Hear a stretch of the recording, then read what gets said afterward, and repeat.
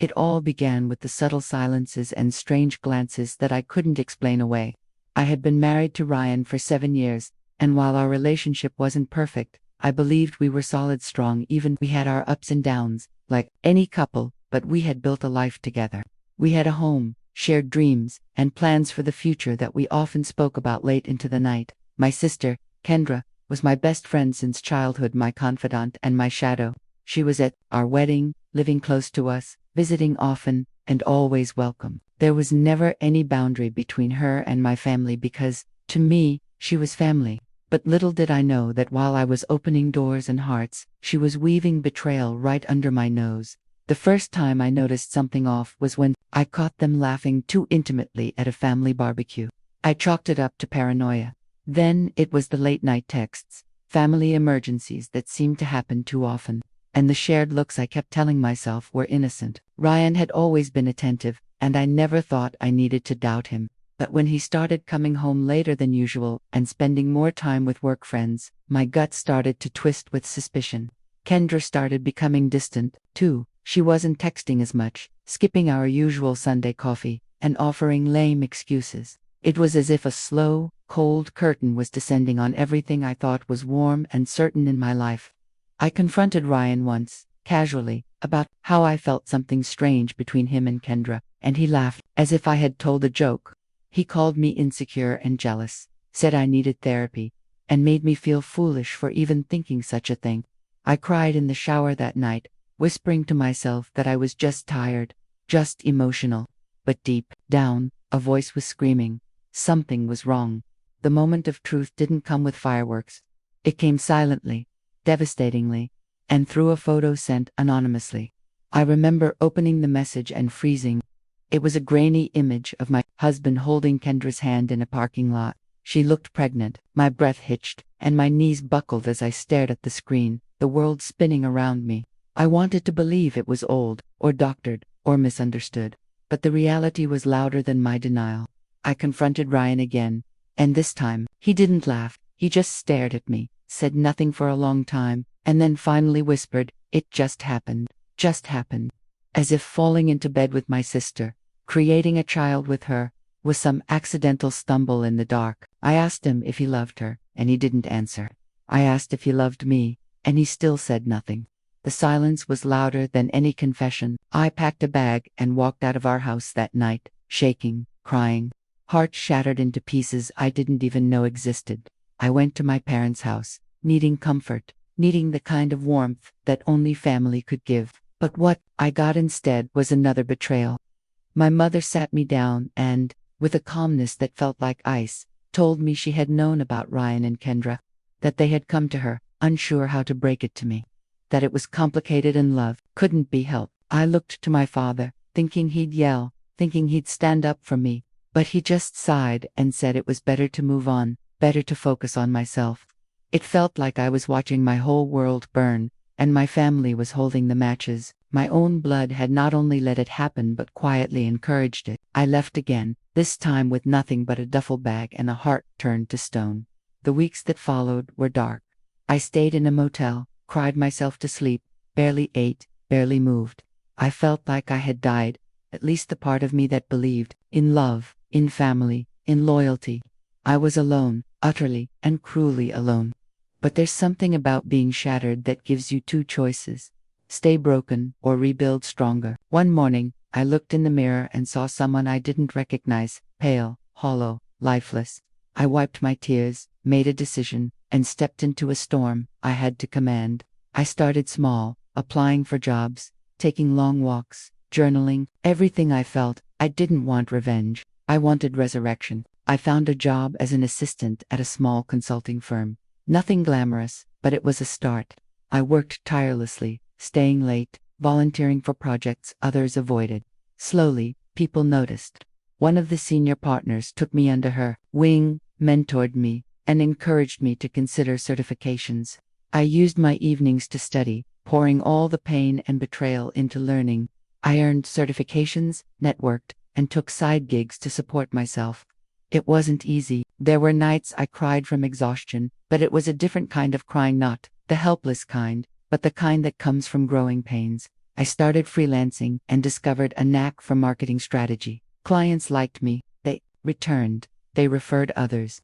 Before I knew it, I was earning more than I ever had in my married life. I used that money to invest first in courses, then in stocks, then in a small digital business I launched. It took off. The first month brought in a few $100s. The second, thousands. Within a year, I was running a six-figure business from my laptop, and for the first time in forever, I smiled without faking it. The power of healing comes not from forgetting, but from growing past the pain until it no longer defines you. I didn't erase the betrayal from my mind, I used it as fuel. Every time I felt the sting of what Ryan and Kendra did, every time I remembered how my own parents chose silence over justice, I poured it into my work. I built a brand once centered around resilience, strategy, and transformation. Women began to follow me, inspired by my journey. I started offering mentorships, guiding others through business plans, emotional recovery, and financial independence. What started as survival became a movement. I gave talks, was invited to conferences, featured in podcasts and online panels. The same girl who once wept on a motel floor was now speaking confidently to thousands. I bought my own home, modern, peaceful, mine. No shared mortgage, no bitter memories. I furnished it with light and softness, things that soothed my soul. I planted a garden in the backyard, and with every growing flower, I felt a little more healed. My circle changed, too. I made new friends, people who supported me without condition, people who celebrated my wins and stood by me when I stumbled. And as I grew, something unexpected happened. Kendra reached out. She sent a long message, riddled with apologies, regrets, and updates about her son, yes, the child she had with Ryan. I didn't respond, not out of hatred, but because I had nothing left to say. She had taken my husband, my sense of safety, my family. I had rebuilt without them. I owed her nothing, not even my anger. Ryan never reached out. I assumed he was still with her, or maybe not. It didn't matter. My story no longer revolved around what they did to me. It was about what I did in response. Years passed. My business became an empire. I expanded into consulting, product lines, digital education, and even wrote a book, one that hit the bestseller list and was optioned for a documentary. I traveled the world, spoke on global stages, and launched initiatives that funded education for women recovering from domestic betrayal or financial trauma. Each milestone was a stone placed firmly on the grave of the life they tried to bury me in. I was no longer the woman who cried alone in a motel room. I was someone new, richer, stronger, kinder, sharper. My wealth wasn't just financial, it was emotional, spiritual. I woke up excited, I slept peacefully, and then one day, at a gala event I was co-sponsoring, I saw someone standing near the exit. It was my mother. She looked older, sadder, hesitant. She approached me slowly and said she had been following my success, that she was proud, that she had made a terrible mistake. I nodded, thanked her for coming, but I didn't invite her back into my life. Some bridges aren't meant to be rebuilt. Forgiveness isn't the same as reconnection. I had forgiven her in my heart long ago, for me, not for her. She and my father had made their choice. I had made mine. As she left, I didn't cry. I didn't ache. I turned back to the room, full of lights, laughter, champagne, and strong, beautiful women who had rebuilt their own lives, and I joined them, heart full, spirit light, knowing I had not only survived, I had thrived. The irony is, I used to think my life would always revolve around family, around birthdays with balloons and holiday dinners filled with laughter. I thought love came from loyalty bound by blood or vows, but betrayal taught me something deeper. It taught me that love isn't always where you're born or who you marry, it's where you feel safe, seen, and supported. It's in the friendships you cultivate, in the resilience you nurture, and in the peace you build for yourself. One afternoon, as I sat by the window in my sunlit home, sipping tea and reviewing new partnership proposals, I found myself thinking of Ryan and Kendra again, not with pain, but with detachment, like old clothes I no longer wore. I heard from a mutual acquaintance that things between them had soured. Apparently, Ryan had been unfaithful again, this time with someone at work. Kendra was raising their child alone, struggling with bills and bitterness. A strange mix of emotions stirred in me, not satisfaction, not pity, but a deep confirmation that I had chosen the right path. I had taken a heartbreak that should have destroyed me and turned it into an empire, a community, a legacy. My platforms had millions of followers now, and my second book was being translated into multiple languages. I wasn't just a success story, I was a symbol for those who had been betrayed and beaten down. I held retreats in coastal towns, where women gathered to share, to cry, to laugh, to rebuild. There was something sacred in those circles, something defiant and divine. I stood among them not as a guru, but as a fellow warrior, battle-worn but unbroken. One day, I received a letter, not an email, but a handwritten envelope, elegant and oddly familiar. Inside was a note from Kendra's son, my biological nephew. He was 12 now, and had found my name online. His handwriting was neat, curious, kind. He said he had questions about his family, about me, about why I wasn't around. He said he saw my name on books and videos and wanted to know if I would talk to him. I stared at that letter for a long time. It was not his fault, any of it. He was born from chaos.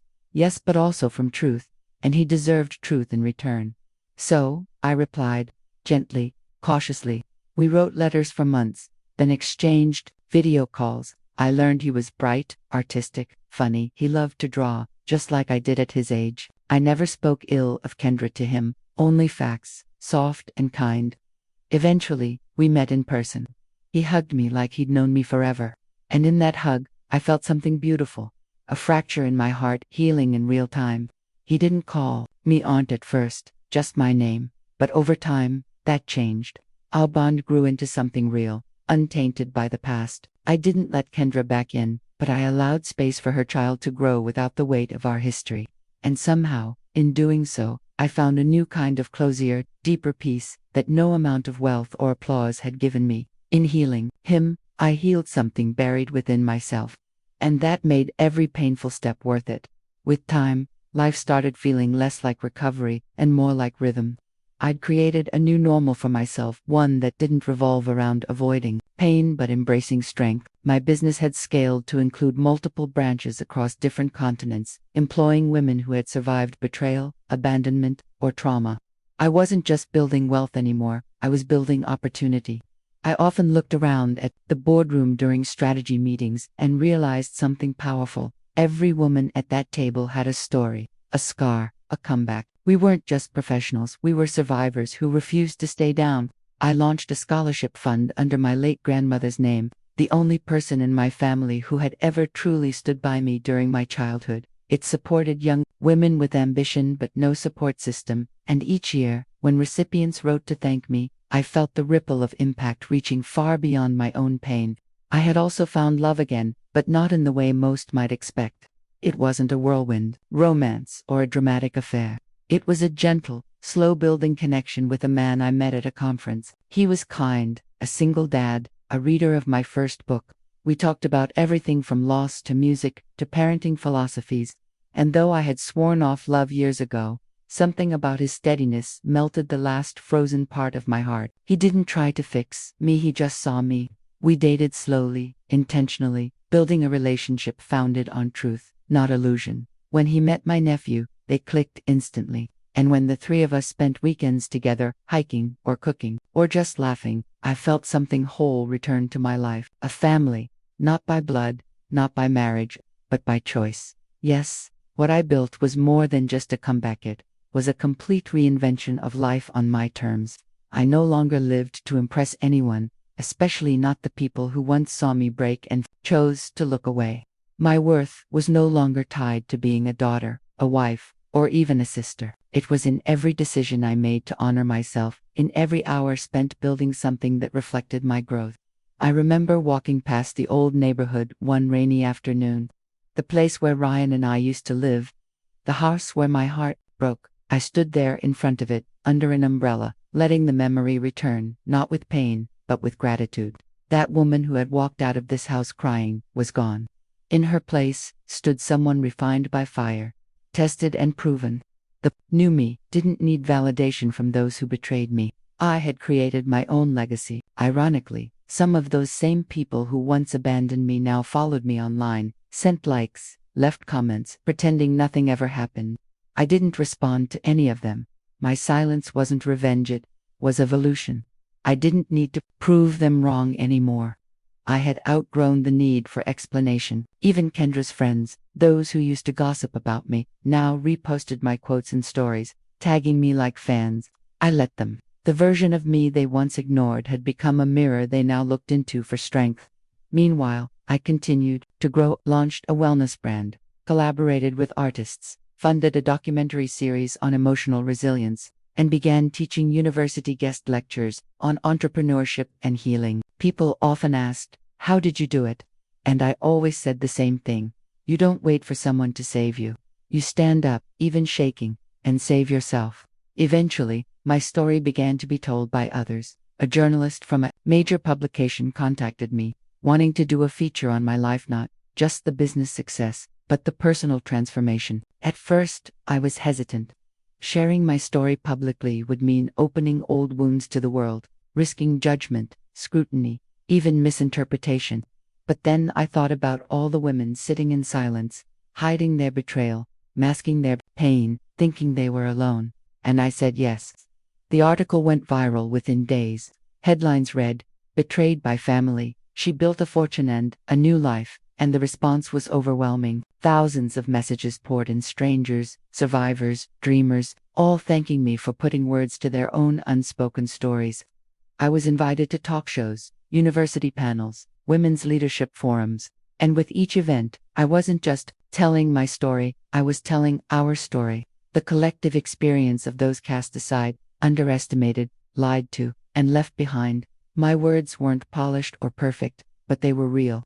And that reality created connection. Meanwhile, the people who once hurt me faded into the background of my life, like the faint echo of an old song. Ryan was now on his third job in 5 years. Kendra had moved back in with our parents, and from what I heard, she spent most days overwhelmed and alone. My mother tried reaching out again, this time through mutual relatives, but I didn't answer. Closure didn't require conversation. It required peace.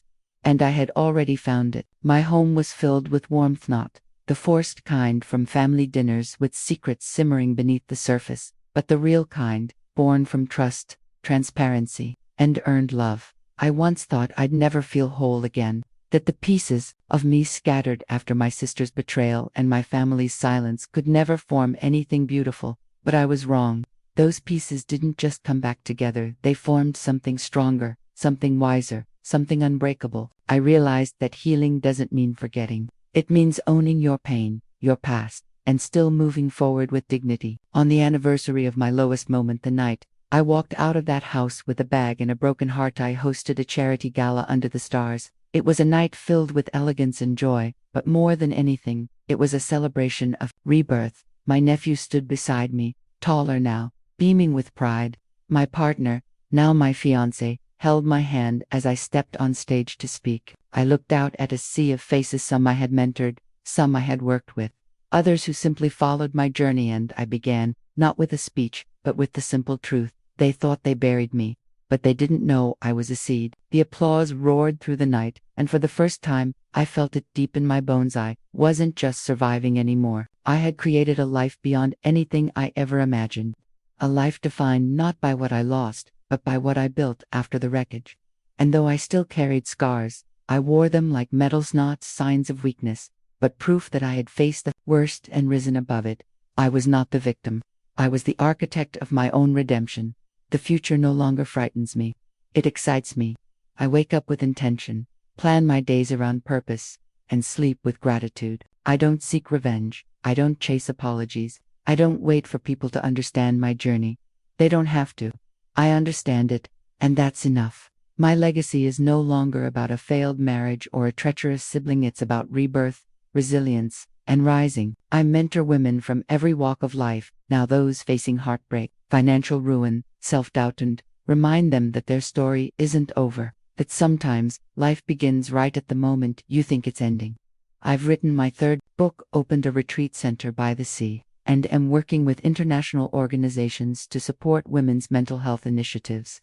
And when I sit quietly in the garden of the home I bought with my own hands and heart, I see it all with clarity, the pain, the fall, the rise. I see myself not as someone who was wronged, but as someone who turned betrayal into brilliance. I no longer dream of what could have been. I celebrate what is. I am thriving not despite them, but because I chose not to let them define me.